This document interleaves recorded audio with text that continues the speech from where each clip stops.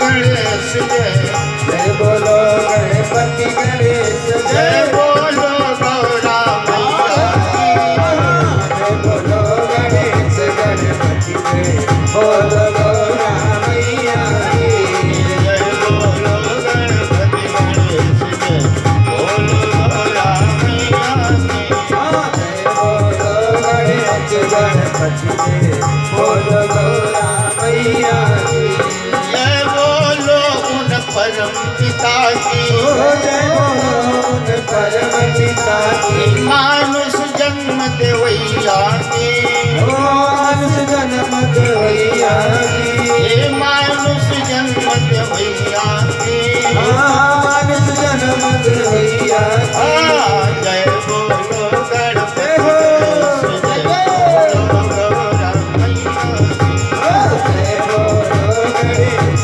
गणपति जय बोलो गौरा मैया की जय बोलो गणपति गणेश जय बोलो गौरा मैया जय बोलो गणेश गणपति जय बोलो गौरा मैया जय बोलो शारद माता की जय बोलो शारद माता जय बोलो शारद माता की जय बोलो शारद माता बोधे ज्ञान देवैया की बोले ज्ञान देवैया जय बोलो गणपति गणेश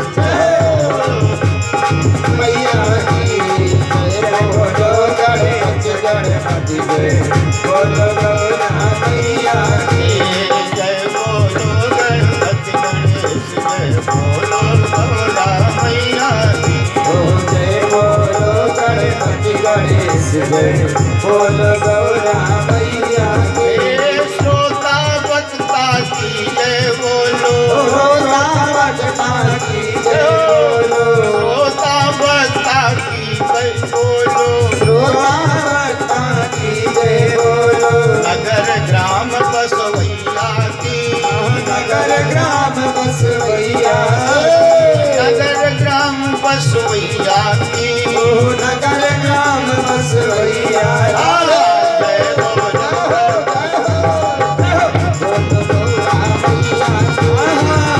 बोलो गणपति गणेश जय बोलो गौरा मैया जय बोलो गणपति गणेश जय बोलो गौरा मैया सभी लोग ताली बजाते हैं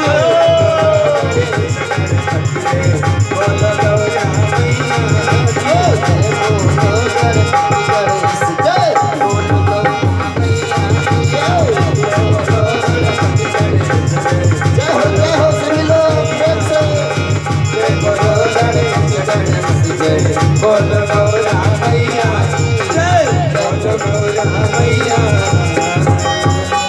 बोले कृष्णचंद्र भगवान की जय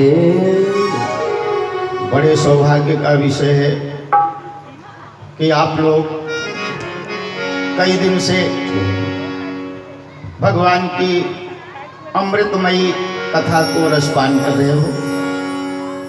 एक दिन ये कथा शुरू हुई और एक दिन ये बंद भी हो गई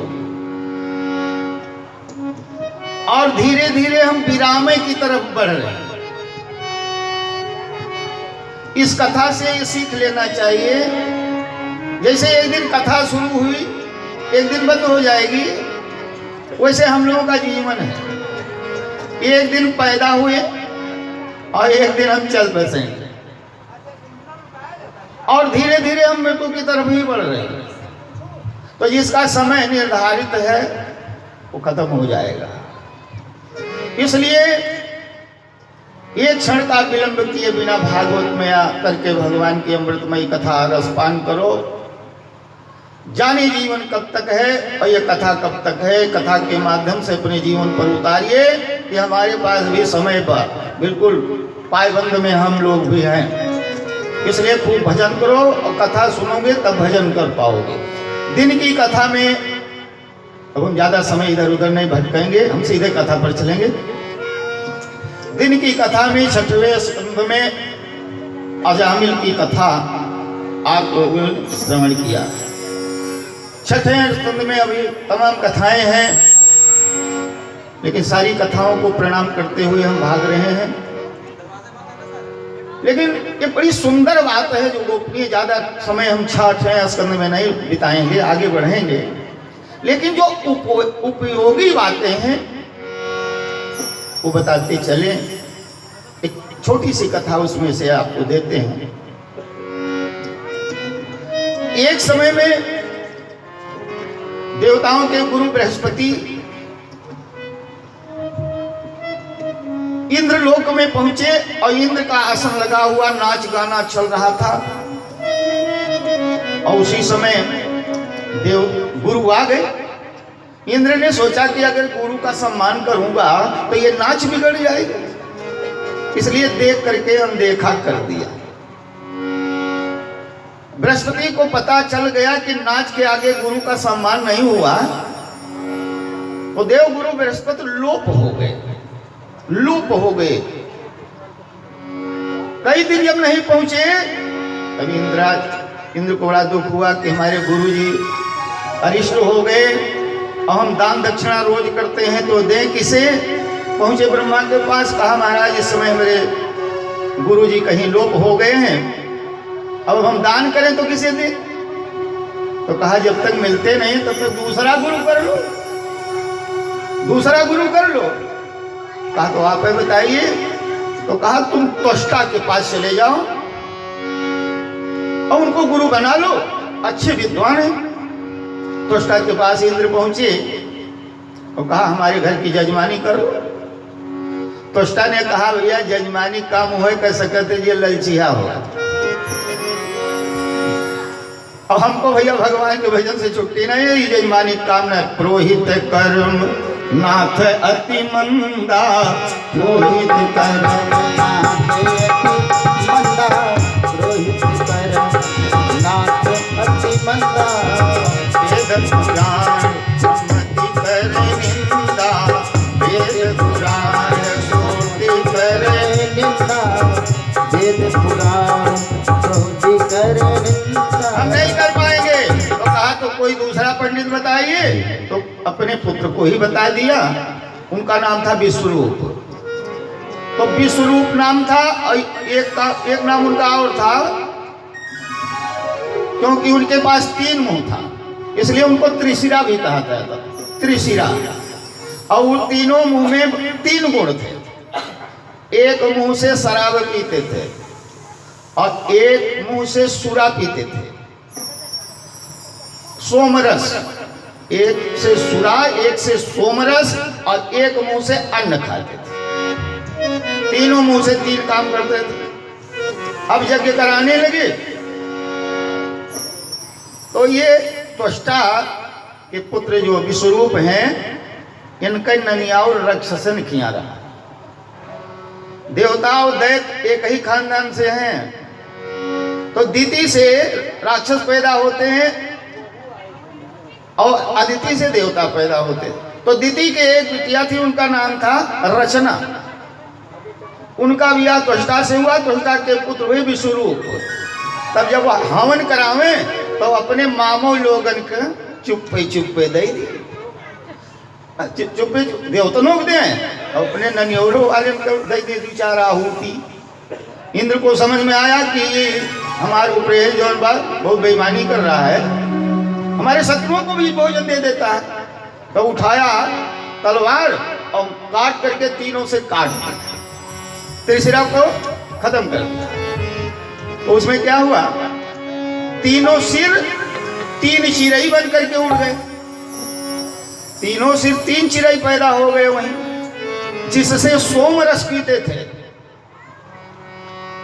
वो हो गया पपीहरा। वहीं से पपीहरा की उत्पत्ति हो गई। और जिसे सुरा पीते थे उसे तीतिल की उत्पत्ति हो गई। और जिससे अन्न खाते थे उससे गौरैया की उत्पत्ति हो गई। तीनों उड़ गए। अब तो त्वष्टा को बड़ा क्रोध आया। उन्होंने इंद्र को ब्रह्म हत्या लगा दिया। अब जब इंद्र को ब्रह्म हत्या लग गया कि पुरोहित का वध कर दिया, तो ब्रह्मा के पास पहुंचे, कहा महाराज ये हमारी ब्रह्म हत्या कैसे छूटेगी। तो ब्रह्मा आए और उस ब्रह्म हत्या को 4 भागों में विभाजित कर दिया और 4 भाग 4 लोगों को दिया। तो ध्यान दीजिए, आप लोगों के उपयोग की बात है। वो 4 भाग कहाँ बटा? कहा जो सबसे ज्यादा शीलवान दयावान हो उसी को ये ब्रह्म हत्या दे दिया जाए। तो सबसे पहले पहुंचे स्त्रियों के पास, कहा 1 भाग आप ले लीजिए। कहा ये ब्रह्म हत्या हम क्यों ले, और अगर हम ले ले तो हमको मिलेगा क्या? ऊपरे बदले में हमको कुछ चाहिए ना। तो कहा मिलेगा। कहा क्या मिलेगा? कहा सगर्भा रहने पर भी तुम्हें पति सुख मिलेगा। इसलिए 1 भाग दिया स्त्रियों को, वृक्षों को 1 भाग दिया। स्त्रियों को जो भाग मिला उससे 3 दिन अशुद्ध रहने लगी स्त्रियां, और दूसरा भाग दिया वृक्षों को जिससे बाना पैदा हो गया। तीसरा भाग जल को दिया जब काई पैदा हो गई, और चौथा भाग दिया पृथ्वी को जो रेह पैदा हो गई। ये 4 जगह पर अगर स्पर्श हो जाए तो स्नान कर लेना चाहिए। और तब त्वष्टा ने एक यज्ञ किया इंद्र को मारने के लिए, जिससे मंत्र में गड़बड़ी हो गई और जिसके फल स्वरूप वृत्तासुर की उत्पत्ति हो गई। और इस प्रकार से आगे चल करके वृत्तासुर का वध करने के लिए दधीच की हड्डी का धनुष बनाया गया और वृत्तासुर का वध हुआ। बोले वृंदावन बिहारी लाल की, श्रीमन नारायण नारायण नारायण, श्रीमन नारायण नारायण नारायण, श्रीमन नारायण नारायण नारायण, श्रीमन नारायण नारायण नारायण। बोले आनंद कंद भगवान की। यहीं पर खत्म होता है 6वां स्कंद। और इसके बाद परीक्षित ने प्रश्न किया कि हे परमहंस जी, आप बार बार कहते हो कि भगवान समदर्शी हैं, सब पर बराबर कृपा करते हैं, लेकिन लगता नहीं। भगवान समदर्शी हैं, सबको पर बराबर कृपा करते हैं, लेकिन महाराज लगते नहीं हैं। कहा क्यों नहीं लगते? कहा जब भी देखो देवताओं का पक्ष ले लेते हैं और राक्षसों का वध करवा देते हैं, हरदम देवताओं के पक्ष में खड़े हो जाते हैं। तो महाराज अगर ये देवताओं का पक्ष लेते हैं तो ये समदर्शी कैसे हुए? ये बात समझ में नहीं आई। हमेशा राक्षसों को मारने का उपाय किया करते। परमहंस जी ने कहा परीक्षित यही तो भेद है। भगवान समदर्शी हैं, सब पर बराबर कृपा करते हैं, राक्षसों को शत्रु नहीं मानते। अरे परीक्षित, प्रहलाद भी तो राक्षस खानदान से ही तो थे, वो तो राक्षस कुल के ही थे, लेकिन भगवान ने प्रहलाद पर कितनी बड़ी कृपा करी। तब परीक्षित ने कहा महाराज तो प्रहलाद की कथा सुनाइए। परमहंस जी ने कहा यही कथा एक बार तुम्हारे पितामह युधिष्ठिर ने नारद जी से पूछा था, तो जो व्याख्यान नारद जी ने युधिष्ठिर को सुनाया है वही व्याख्यान हम तुमसे सुना रहे हैं। श्रीमन नारायण नारायण नारायण, श्रीमन नारायण नारायण नारायण, श्रीमन नारायण नारायण नारायण, श्रीमन नारायण नारायण नारायण, श्रीमन नारायण नारायण नारायण। बोले कृष्णचंद्र भगवान की जय। अब परमहंस सुखदेव जी कहते हैं कि परीक्षित, जिस समय हिरण्याक्ष का वध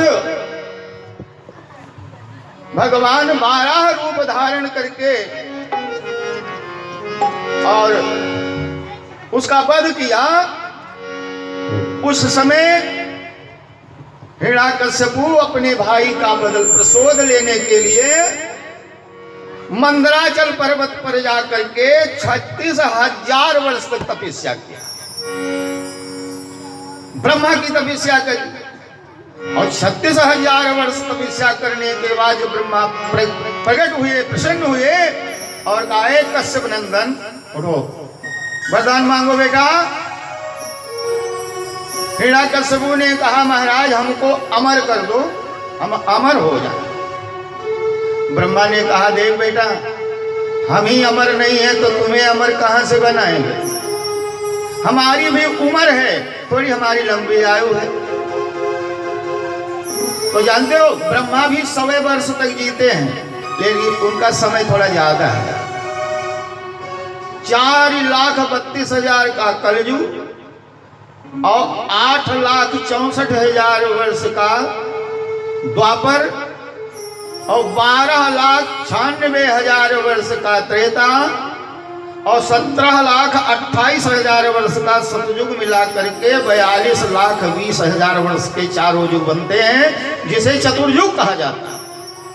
और चतुर्युग करके जब 71 बार बीतता है तो उसे एक मनवंतर कहा जाता है।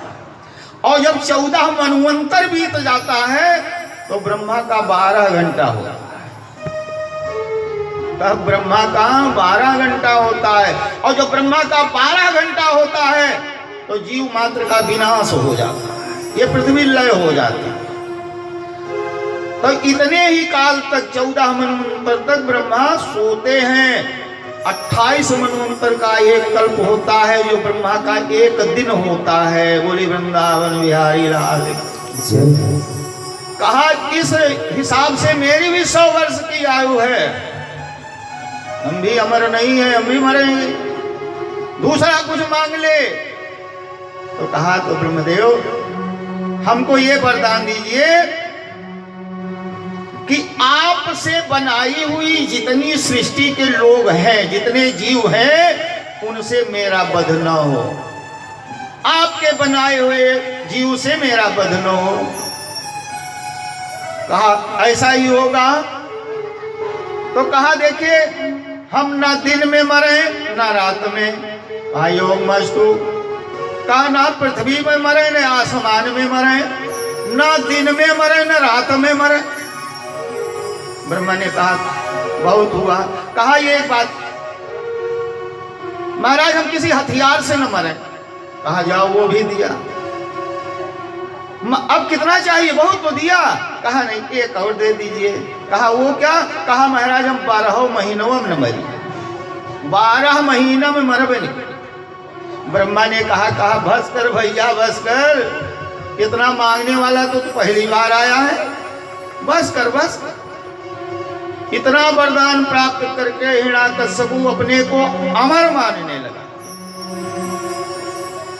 और वापस आया तो दिग्विजय किया, सारे लोगों को जीत लिया।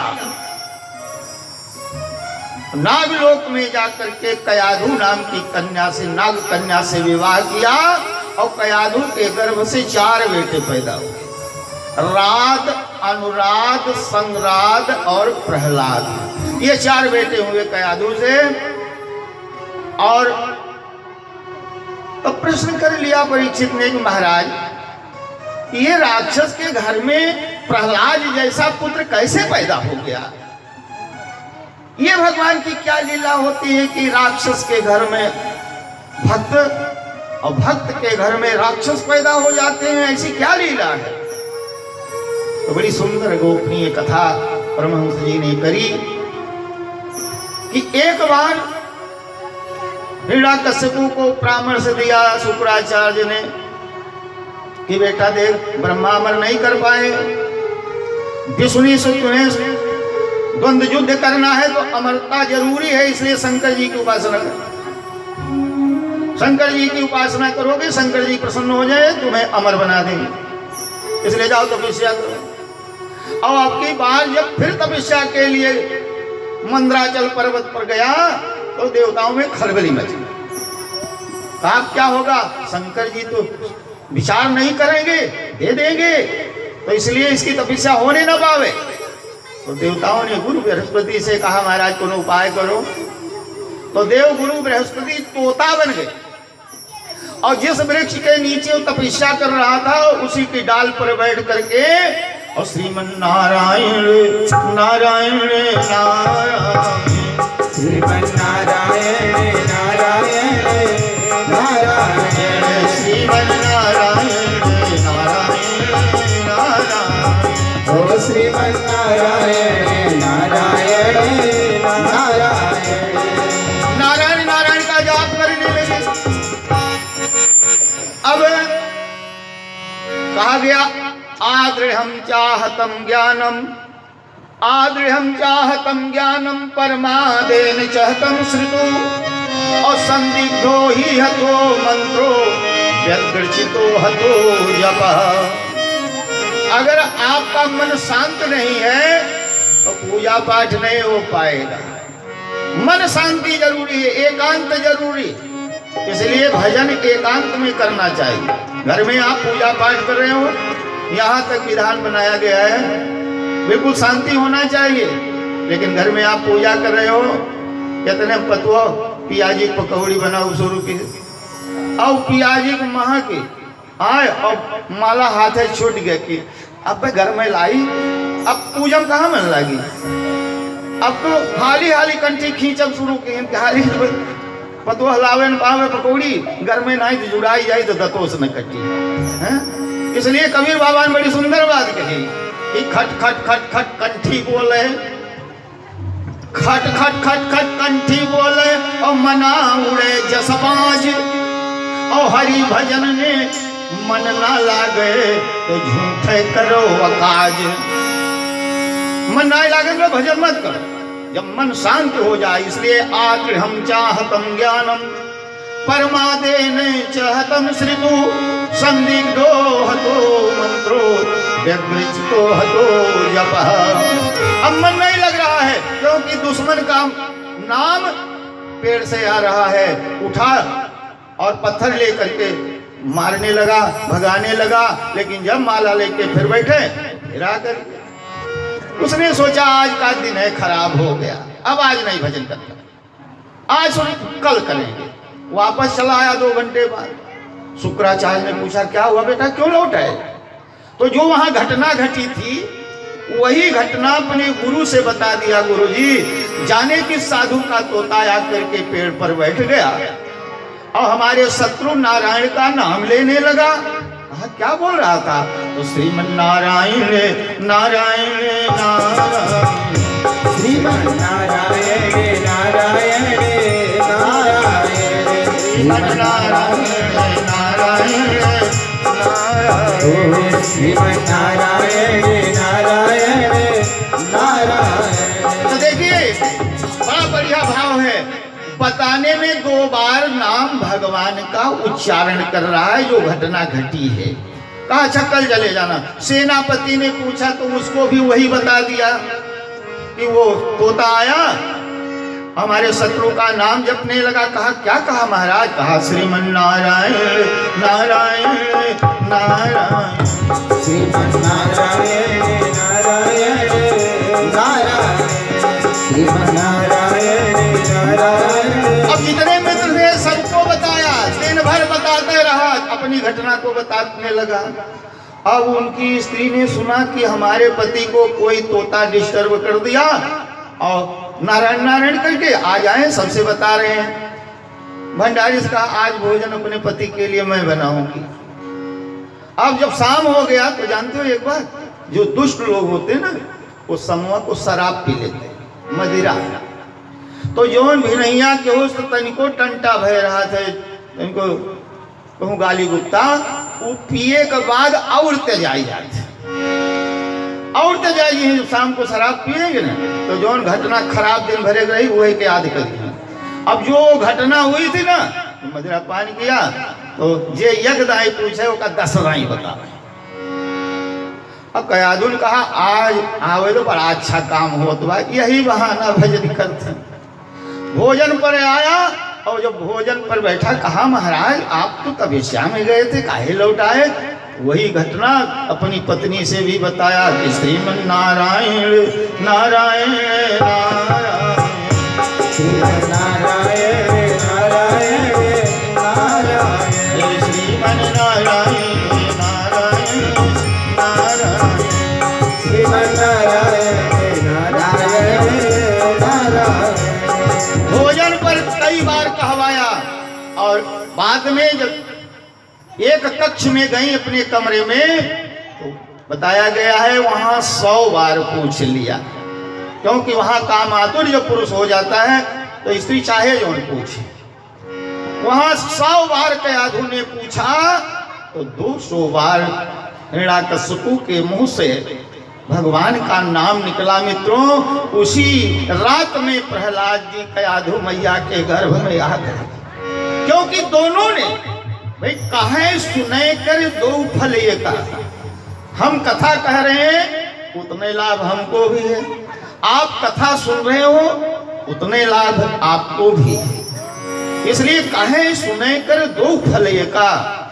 पत्नी के द्वारा 200 बार एकांत में कयाधु ने कहवा लिया। उसका फल क्या हुआ? कयाधु के गर्भ में प्रहलाद की उत्पत्ति हुई। इसलिए प्रहलाद राक्षस के कुल में भी आ गए, ये सबसे छोटे प्रहलाद जी। इसलिए दुष्ट लोगों को किसी प्रकार स्त्रियों का यह दायित्व है कि अपने पति को सुधारना हो, कोई लाइन बनाओ जो उनकी आदत हो, उसके द्वारा भगवान की तरफ खींचने का प्रयास करो।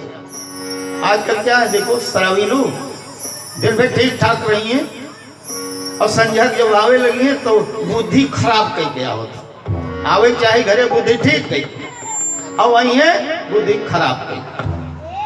माई दादा चदरा ओढ़ के सोई गई हैं, लड़के लालटियम बुताए पढ़त रही हैं, वो बंद कर दें तो पूरा परिवार परेशान। एक आदमी शराब पी रहा, घर भरे परेशान कर।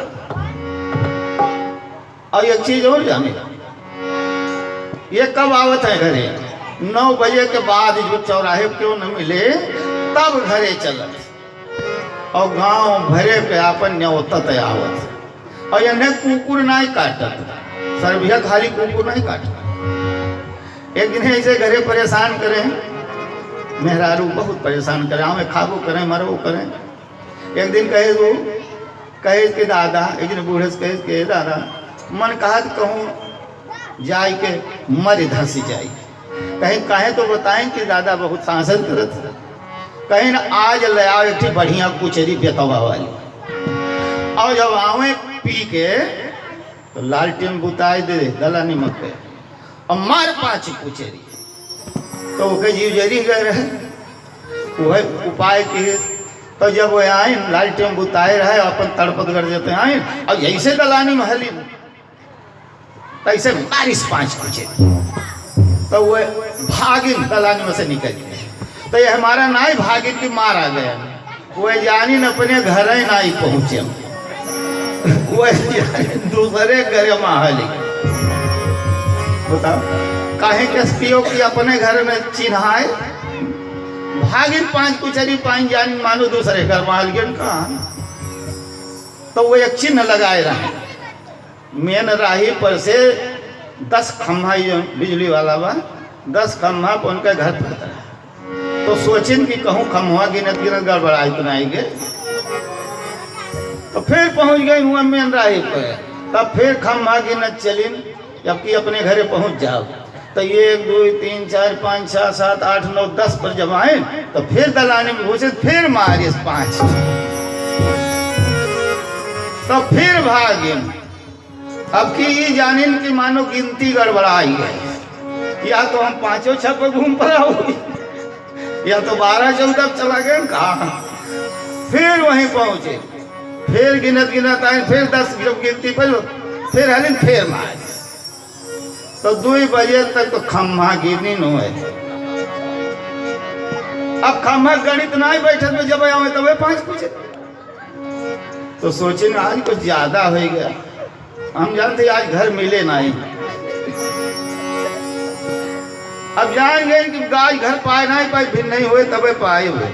तो एक ठीक खम्भा किनारे कुचरियों पाए रहे 10-20 कुचरी थको रहे। एक खम्भा किनारे गिर गई तो वहीं सोए हुए। तो रात भाई जो भूकत है हमारे सबके ससतिया ऐसे कुकुर ज्यादा करते, ये न जौने आवे तौने नहवा, जौने पहुंचे रात भाई कुकुर नहवाई बिने गिने पहुंचन कहीं का हो यहाँ का करता कहीं घरा नहीं मिलत रहा कहीं जा चला करे और मेहरारू जान बा गाँव में मैं और रात में मारे बा कुचरी ले और जब आइन कहें कि कहाँ रहो बिना बताए चला जाते हो कहूँ नहीं होता रहा का कहूँ निमंत्रण मिले रहे हो अरे कहें कि जाते रहे तो नहीं होता होता कुछ न रहा अपन घरा ना पाओ तो बहन और पता नहीं कौन घर मर जाए हाई देख पिछिया लाल कही जा रहे अपने मारे रही अपने सुहरावे लागे कहे कि पता नहीं कौन भतार काटी मारे हुआ है कहीं लाभ गंगा उठाए ले आज के बाद जय सिया राम श्रीमन नारायण रे नारायण रे नारायण श्रीमन नारायण नारायण रे नारायण रे श्रीमन नारायण रे नारायण रे नारायण श्रीमन नारायण नारायण नारायण। तो आज 100 बार दयालु ने अपने पति से नारायण का नाम उच्चारण करवाया फल स्वरूप गर्भ में प्रहलाद जी का आगमन हो गया और जिस समय प्रहलाद जी गर्भ में आए उस समय इंद्र ने हरण किया कयाधु को। इंद्र ने सोचा कि इसके गर्भ में राक्षस आ रहा है तो इसलिए सगर्भा है इसका वध करने लायक नहीं है लेकिन जब ये पैदा होगा पैदा होते ही इसको मार दूंगा नहीं तो राक्षस बढ़ जाएगा। लेकर के जा रहे थे तो सामने से देवर्षि नारद जी मिल गए और कहा अरे ये तो हमारी बिटिया कयाधु है क्योंकि नारद जी हिरण्याकश्यपु के भी गुरु हैं कंसों के गुरु नारद हैं। नारद जी ऐसे हैं ना कि सब मानते हैं। नारद जी के ने कहा कि अगर इंद्र तू नहीं छोड़ देता है तो हम तुम्हें श्राप दे देंगे इसलिए भयभीत होकर के इंद्र ने छोड़ दिया कयाधु को और नारद जी जाकर के कुटी बनाए और वहीं पर कयाधु ने प्रहलाद को जन्म दिया सुबह के समय में। उधर भोर होने वाला है सुबह का पहला पहर है और उधर सूर्य जी निकलने वाले हैं उनका आह्लाद है इसलिए जन्म हुआ तो नारद जी ने उनका नाम प्रहलाद रख दिया। सुबह का प्रहर है सूर्य की आह्लाद है इसलिए नाम उनका प्रहलाद है। बाकी कथा आप लोग बहुत इस कथाओं को टीवी वगैरह में सीरियल में भी देखे हैं विद्वानों से भी सुन रहे हो। ज्यादा देर इसमें हम नहीं रहेंगे हम आगे बढ़ेंगे लेकिन तमाम कारण हुआ और प्रहलाद जी को भगवान की भक्ति लग गई। संडा आमर्क के विद्यालय में पढ़ने के लिए भेजे गए और एक बार जब घर आए तो गोद में क्योंकि सबसे छोटे हैं 4 पुत्रों में सबसे छोटे हैं प्रहलाद जी पूछा कि बेटा तुम्हें गुरुकुल में क्या पढ़ाया गया वो बताओ। तो उस समय हिरण्याकश्यपु के गुरुकुल में वही पढ़ाया जाता है जो भगवान का विरोधी किताब है।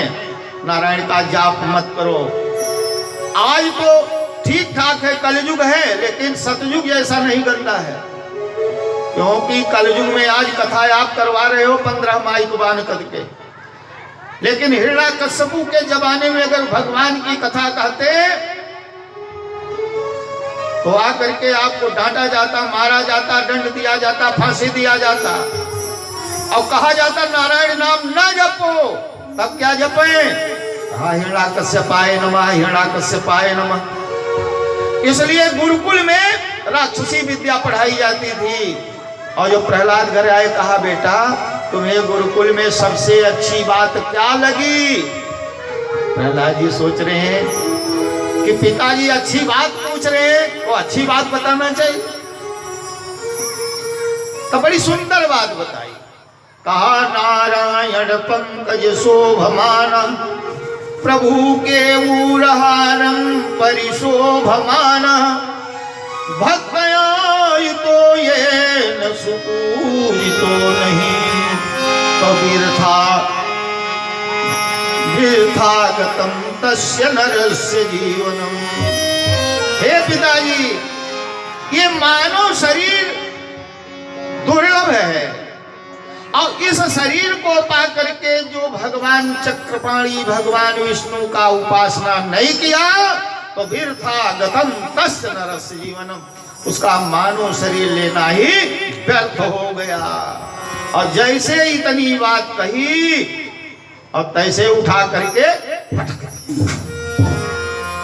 पटक दिया और बुलाया संडामर्क को, कहा यही पढ़ाए हो? कहा महाराज ये तो विद्या हमारे गुरुकुल में पढ़ाई नहीं जाती जो आपका बेटा बोल रहा है। पुनः साल खान के लिए भेजा गया, पुनः फिर आए, फिर गोद में लिया। अब की बार पूछा बेटा अब क्या पढ़ाया गया? कहा पिताजी अब तो हम 9 पाठ याद कर लिए, अब 9 पाठ सुनाएंगे, तब तो 1 पाठ सुनाए थे और अब तो 9 पाठ याद हो गया। तो कहा सुनाओ, तो सुना दिया नवधा भक्ति। प्रथम भगति संतन कर संगा, प्रथम भगति संतन कर संगा, दूसर रति मम कथा प्रसंगा, दूसर रति मम कथा प्रसंगा, दूसर रति मम कथा प्रसंगा, गुरुपद पंकज सेवा, तीसर भगति अमान। गुरुपद पंकज सेवा, तीसर भगति अमान। चौथी मम गुण गण गान, जय हो करत पटत जिगान। चौकी मम गुणगण करहि कपट सजगान। 9 प्रकार की भक्ति अर्चनम बंदनम दास विष्णु पाद सेवनम, ये सारी भक्तियां 9 प्रकार की भक्ति सुनाई। अब तो कुपित हो गया, उठा करके पटका और जेल खाने में बंद। अब कहा इसका भोजन बंद करो। और कथा में हम नहीं जाएंगे, आगे बढ़ेंगे, लेकिन आप लोग जानते हो तमाम प्रकार का दंड दिया। जेल खाने में बंद कराया, से भूखे शेर के सामने डाला गया, पर्वत से गिराया गया, पानी में डुबाया गया, आग में जलाए गए। लेकिन जैसे जैसे दंड दिया गया वैसे वैसे भक्ति और गाढ़ी होती गई। अंत में हिरण्यकश्यपु ने सोचा कि स्वयं मारेंगे और ला करके एक लोहे के खंभ में अग्नि से उसे खूब लाल कर दिया गया। प्रहलाद को दिखाया गया कि बता तेरा भगवान चारों तरफ है, तू कहता है हर जगह भगवान है। कहा पिताजी हमें तो हर जगह दिखाई पड़ रहे हैं, यहाँ तक कि आप में भगवान ही है, आपके इस तलवार में भी भगवान ही है, इस खड़ग में भी है, खम्भ में भी है। रमा है रोमो में राम, रमा है रोमो में राम तो सर्व वही है, नसों के तारों में सो वही है। इसे न मेरा हृदय तजेगा, लहू की चाहे नदी बहा लो, चाहे मांस हड्डियों को अलग अलग करके देख लो तुम, उससे जो निकलेगी दूब वह भी कहे कुछ हरि की गीत गालो। मेरे खून से जो दूब निकलेगी वो भी हरि की गीत गाएगी। हरियाली उसमें तब है जब उसमें हरि है। इसलिए कण कण में राम समाया, राम कैसी है तेरी माया, हरि कण कण में राम समाया, राम कैसी है तेरी माया, कण कण में राम समाया, राम कैसी है तेरी माया, राम कैसी है तेरी माया, राम कैसी है तेरी माया, कण कण में राम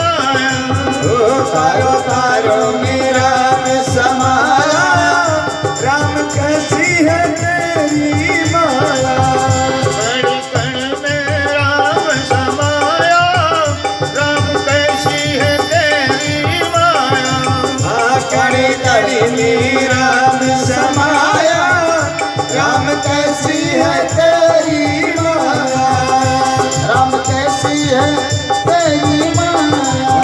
खंभे को दिखाया, कहा देख इसमें है, तेरा भगवान इसमें है खंभे में, क्योंकि आग से बिल्कुल लाल लाल बना दिया था।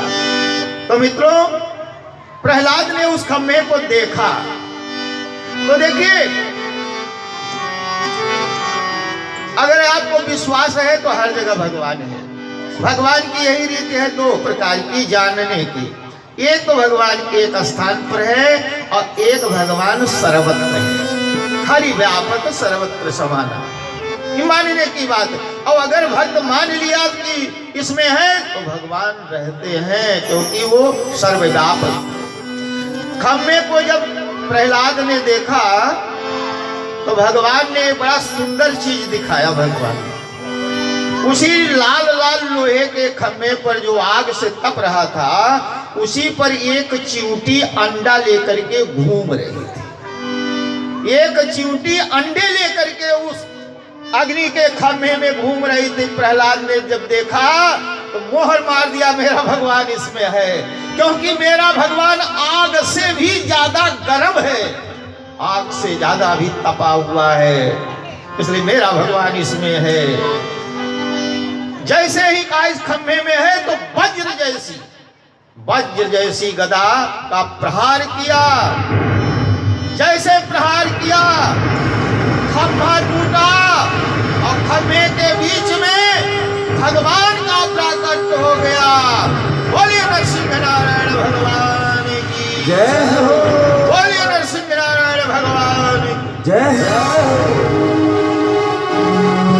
भगवान का एक अद्वितीय रूप धारण हो गए। ये भगवान का क्रोध का अवतार है, क्रोधावतार। और भगवान आधा शरीर तो मनुष्य का, लेकिन मुंह जो है ये शेर का है। क्योंकि हिरण्यकश्यपु ने मांगा था कि आपके सृष्टि में जितने जीव आपके द्वारा बने हैं उनसे मेरा वध न हो, इसलिए भगवान ने ऐसा रूप बनाया जिसे ब्रह्मा ने नहीं बनाया। और थोड़ा दिन युद्ध नहीं हुआ, तत्काल युद्ध खत्म नहीं हुई, क्योंकि ब्रह्मा के वरदान की भी तो रक्षा करनी है। इसलिए जब सारी मुहूर्ति इकट्ठा किए, 28 दिन तक युद्ध हुआ है। 28 दिन। और क्यों 28 दिन तक युद्ध हुआ है? क्योंकि उसने वरदान मांगा था कि हम 12 महीने में न मरें।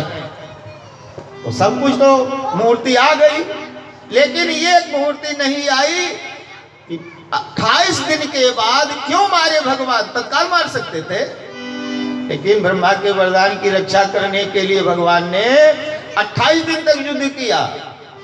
और 28वें दिन मलमास आया, क्योंकि वो 12 महीने में नहीं है।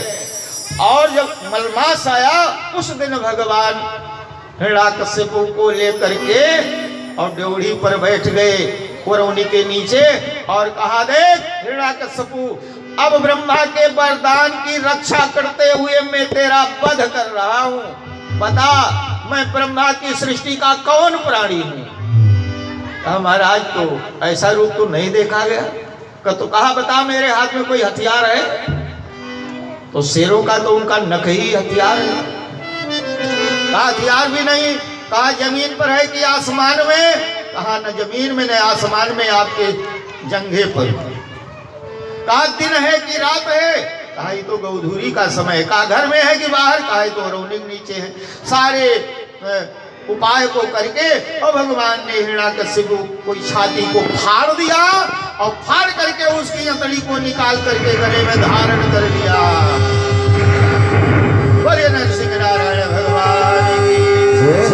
ये भगवान के क्रोध का अवतार है। और इतना क्रोधित हो गए भगवान की किसी देवता की हिम्मत नहीं हुई कि सामने जाकर के मनावे। लक्ष्मी भी भागने लगी, शंकर जी भागने, ब्रह्मा भागने लगे, इंद्र भागने लगे। सारे देवता प्रहलाद के शरण में गए। आए प्रहलाद, तुम्हारे कारण तुम्हारे भगवान बहुत क्रोध किए हैं, और भगवान के अगर क्रोध हो जाएगा तो भृगुट विलास सृष्टि क्षय होगी। अगर इनका क्रोध आ गया तो ये सृष्टि नष्ट हो जाएगी, इसलिए मनाओ अपने भगवान को। प्रहलाद ने कहा भगवान से क्या डर है? तो प्रहलाद ने जाकर के भगवान के चरणों पर साष्टांग प्रणाम किया और भगवान नरसिंह नारायण ने तुरंत उठा करके प्रहलाद को गले से लगा लिया और प्रहलाद की शरीर को भगवान उस समय अपनी जिह्वा से चाटने लगे, क्योंकि पशु रूप धारण किए हैं और पशु प्रेम करता है तो जीभ का इस्तेमाल करता है, इसलिए प्रहलाद को अपनी जिह्वा से चाटने लगे। चाट चाट करके अपने क्रोध को शांत करने लगे और प्रहलाद से कहा वरदान मांगो। प्रहलाद ने कहा प्रभु पहले वरदान देने लायक बनो, ये क्रोध का अवतार है, ये रूप तो हमारे मन में नहीं है जो आप लेकर के आए हो, वो मंगल रूप हमको चाहिए, पहले तो आप मंगल रूप में आइए। तो ये भगवान का क्षणिक अवतार हुआ और प्रहलाद को वरदान दिया।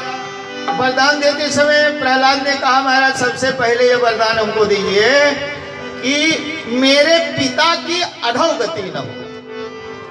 हमारे पिता आपके शत्रु बन गए थे, रोज गाली देते थे, किसी को आपका नाम का जाप नहीं करने देते, तो हमारे पिता आपके शत्रु बन गए थे, तो कृपा करके हमारे पिता की सदगति हो, दुर्गति न हो।